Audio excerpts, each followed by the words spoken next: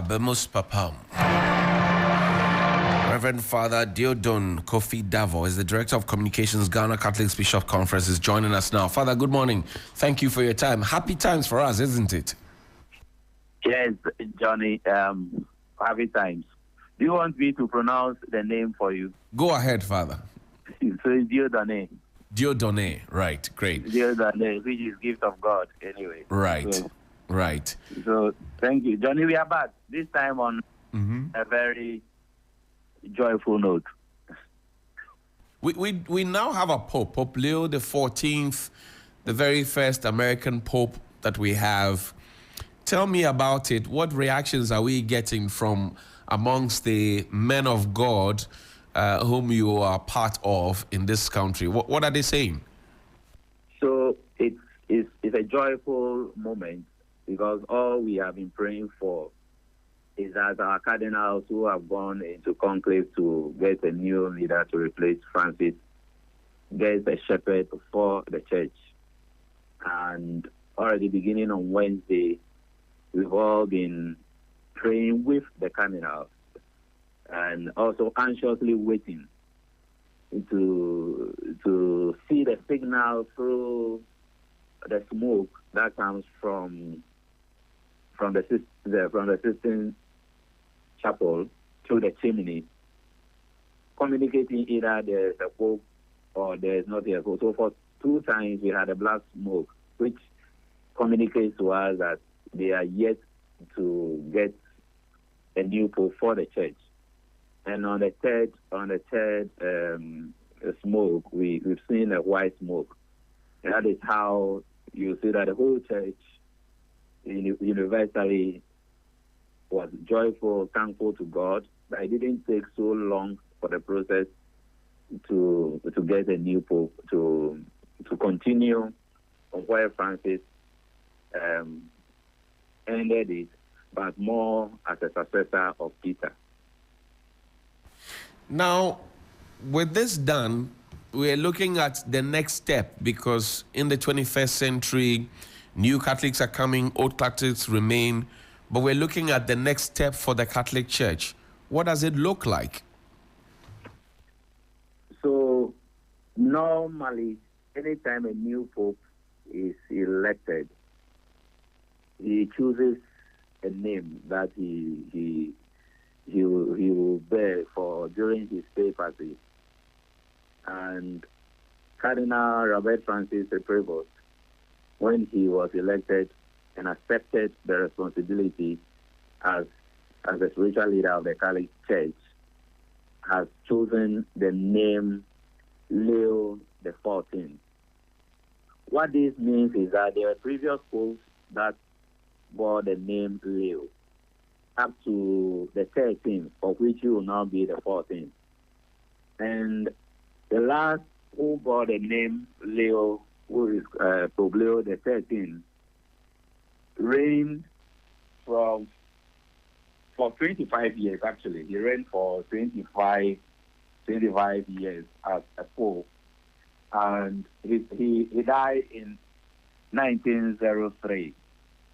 So since 1903, no other person took the name Leo until yesterday when Cardinal Prevost decided to go for Leo the 14th.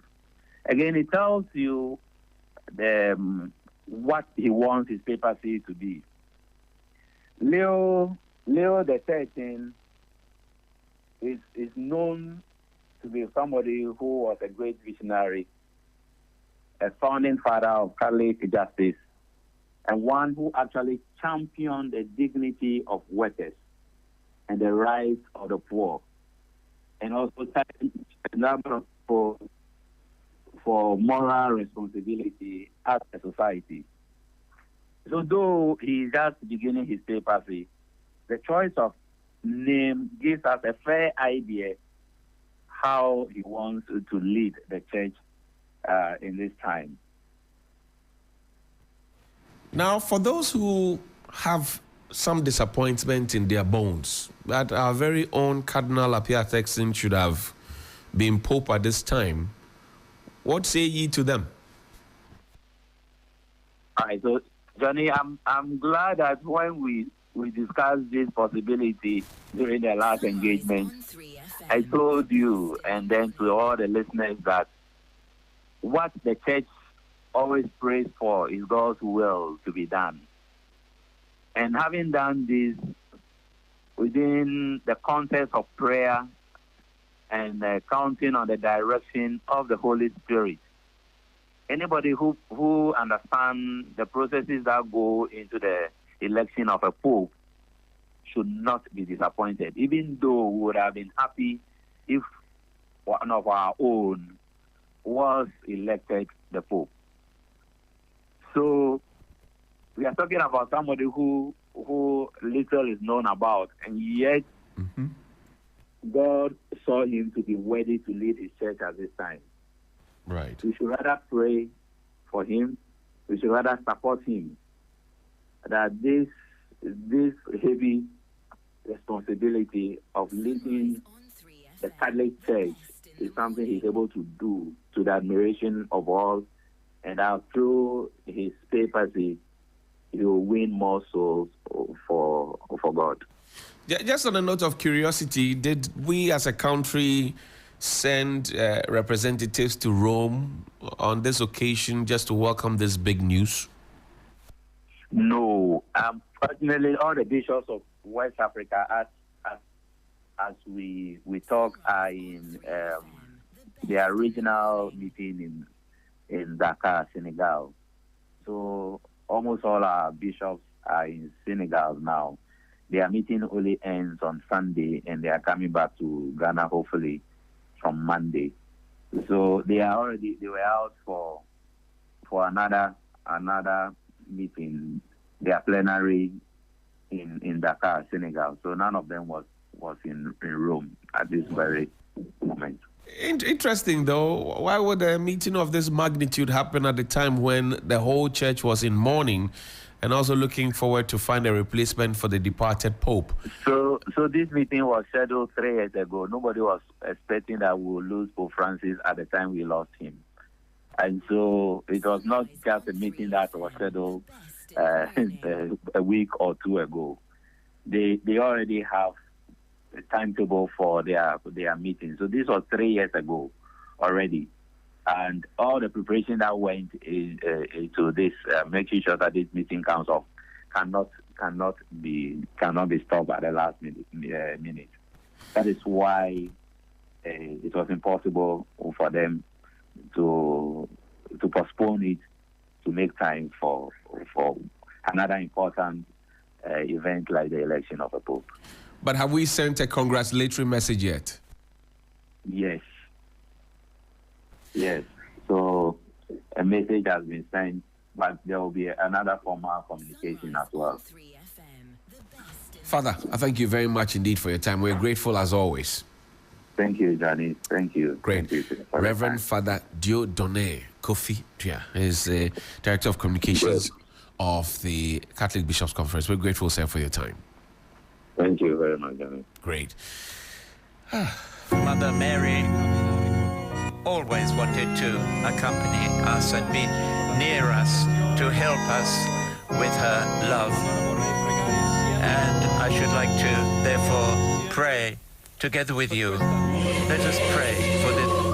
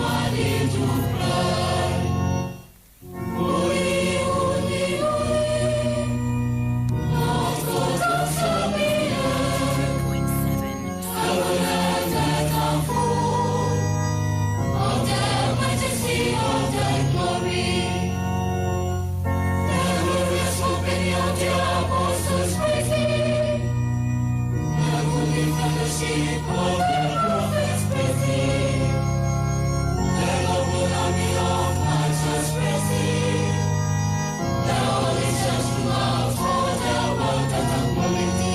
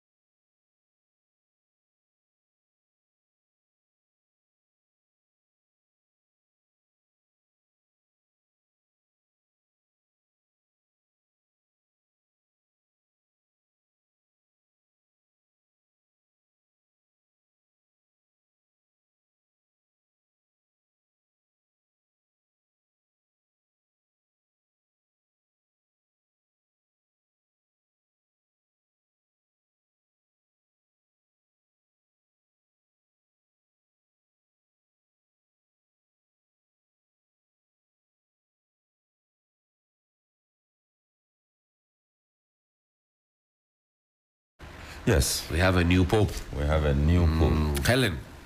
Hello. Yeah, we have a new Habemus pope. Papam. A new pope from Chicago, Illinois, USA. Yeah, Chicago, And this Illinois. is the first time. Yeah, First. an American pope born in 1955, September born. It's my month mate. He Robert was born in 55. Francis Prevost. 2 years before our independence. Okay. Okay. Robert Francis Prevost. Prevost. Prevost. And then Papa name is Pope Leo the 14th. Yeah. Pope Leo. Yeah, Charlie. He was only made Leo a the Great. a cardinal in 2023. Yes, September 23. Charlie. So he's actually less than 2 years. If as your a star go cardinal. shine, it go shine. Oh, it's It not not be how any- long you have been there. But I'm sure there are those who will be, as we're jubilating, also sorely disappointed. People were, this you know, guy, really where hoping from for. this man? See, because of the nature of the conclave, we are unable to know a lot of things. You cannot tell who were the contenders. Yeah. You cannot tell whether there was a compromise Right. between blocks, whether ideological views gave way, whether you just cannot tell. What we know that this is a deeply spiritual exercise. There are other considerations that may come to play. Right. For instance, in this particular election, we know that there was this move towards sustaining the progressive posture of Pope Francis. Right. And it was only after his election, honestly, that I got to know that the current Pope actually made some input into some of the, call them policies of Pope Francis. Right. You know, for a long time, we don't have women in key decision making of the Catholic Church. Yes, at your parish pastoral council level, you would have women there. You would have, in fact, my own parish, the council had been chaired by a woman professor, and that was some good times. So it's not to say that women are given a completely back stage, but Right.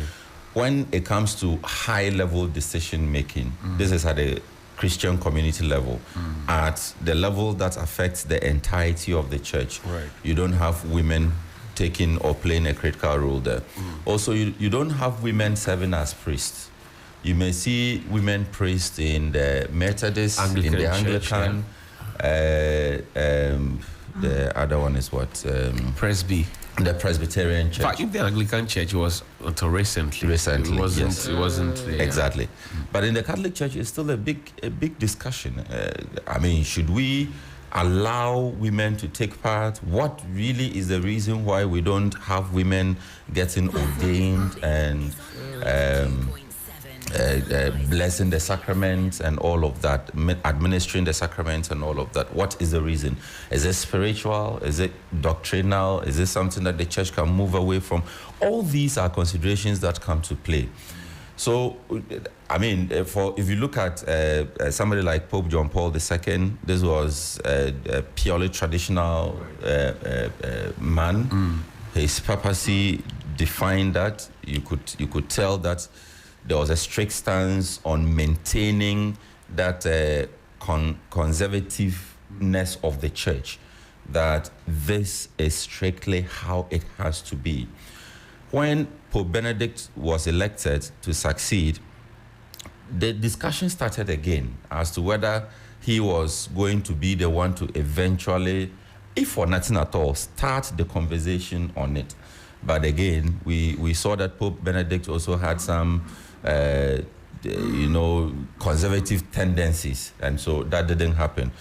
So when Pope Francis started allowing women, in fact, one of the controversial decisions that he took was to allow women to have a say in the appointment of bishops. It's a council, the council that was headed by then Cardinal Robert Francis Prevost. Before this, we call it the dicastery. And that was groundbreaking. And a lot of people again thought that, well, this is a good sign, it's a good beginning. Can we now go straight to the point and start talking about women priest? When will it happen? So coming right from that, a dicastery that he headed, that's Cardinal Francis, is now Pope Leo. Would he go ahead to continue the discussions on allowing women priests?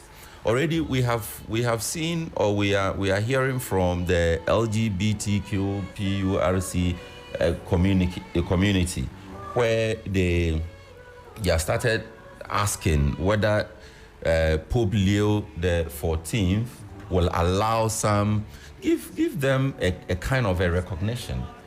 We don't know exactly what the expectation is, but will the church begin to reconsider its stance on homosexuality, for instance?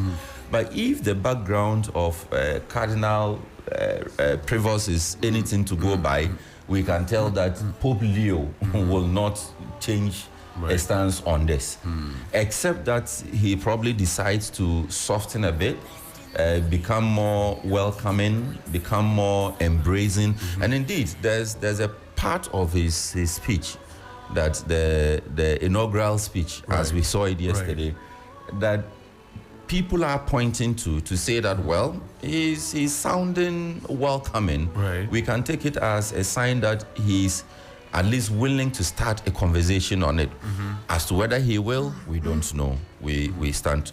What we can be sure of is that he's going to fight social injustice. He is going to stand for or stand against harsh immigration laws. That we can tell. And because and even he's going to stand up for sports as well. For sports, yes. So even as cardinal, these were things that he was much more interested in. And it was one of the things that, aligned him to Pope Francis. One of the common grounds that the two of them shared. The love for the poor, advocating for equality, equity, all those grammar words that we use. That equanimity. Is it the time for us to begin to consider in socially inclusive policies at the governmental level, the national level, at the international level? Is this the time to continue to begin to take a stricter stance against climate, environmental degradation, against, so in Ghana, for instance, we are talking about Galamsey. Are we going to have an emboldened Ghana Catholic Bishops' Conference based on the stance, spirit, and direction of the Pope to say that if President Muhammad does not fight Galamsey, we will fight him? Is that the kind of stance that we are going to be seeing the church take in the coming years? So, I mean, it's still early days. We are yet to see what his direction would be. All of this is just to say that, well, we have a Pope who thinks this way, who sees the world or society this way, and so we expect things to go this way. He's from the USA. One of the first people some of us expect him to fight will be President Trump on the immigration laws, the deportation of non-citizens and all of those, because he is one, as cardinal, he always spoke on immigration issues. He's interested in migration and migration issues. So whether illegal migrant or legal migrant, the dignity of your person should be respected. You don't, bundle people up and throw them out because they got into your country illegally. Even if you are to deport people, the dignity of the person must be respected. Makes sense. He himself having lived in, was it Peru or yes. Some born American, but entirety of his evangelism in Peru. That is where a lot of the preparatory works that eventually brought him to the throne of St. Peter would find expression in. And indeed, he did mention Peru in his speech. That's right. Yeah, he mentioned he spent 30 years there, so remote communities, Andes and Amazon. He speaks fluent Spanish, Cuenca. He lived in simple conditions far from the grandeur of the Vatican. So He's been there. He's gone down to them. I'm happy Yes. for him because this is a grassroots person, as they say, who is now climbed to the very top, the pinnacle. So he will see things from a different perspective. A different perspective. Yeah. And that is why More like people think a that Pope he John is, Paul II. no, even Francis.